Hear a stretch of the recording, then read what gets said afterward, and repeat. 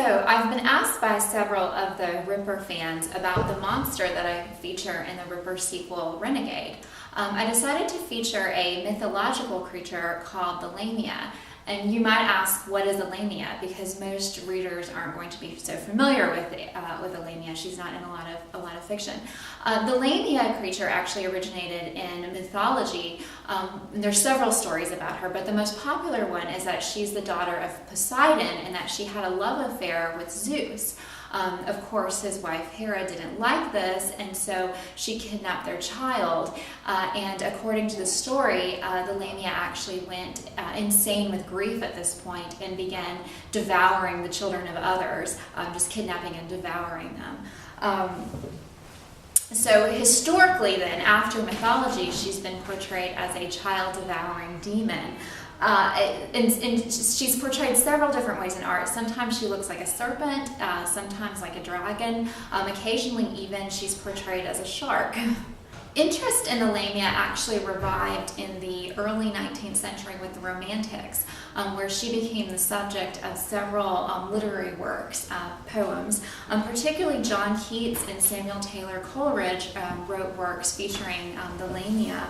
But it was the Victorians who immortalized her in their artwork, specifically the pre-Raphaelites at the very turn of the 19th and 20th century.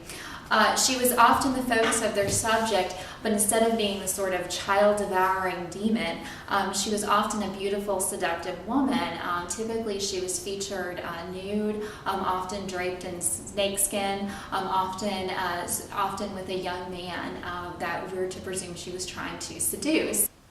My Lamia in Renegade is based on a portrait done in 1909 by Herbert James Draper. I looked at this as I constructed my Lamia, the hair color, the skin, the features. I really wanted to get it very similar. I think it's a beautiful, gorgeous painting.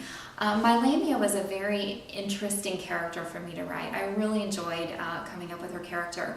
She's beautiful, she's dangerous, she's complicated, and she's haunted. Although terrible as she is, and she does some terrible things in Renegade, as an author, I actually developed a lot of sympathy for her as I constructed her. And as I wrote Renegade also, I noticed she has a lot of parallels to Abby Sharp. Like Abby, she's ambitious in a way that her culture forbids, but yet she won't be restrained. And I make a lot of parallels to Tennyson's poem, The Lady of Shalott, where you have a woman sort of kept in a tower and it doesn't work. And so my Lamia is wanting to push these boundaries and break out of this tower, or her underground home where she is.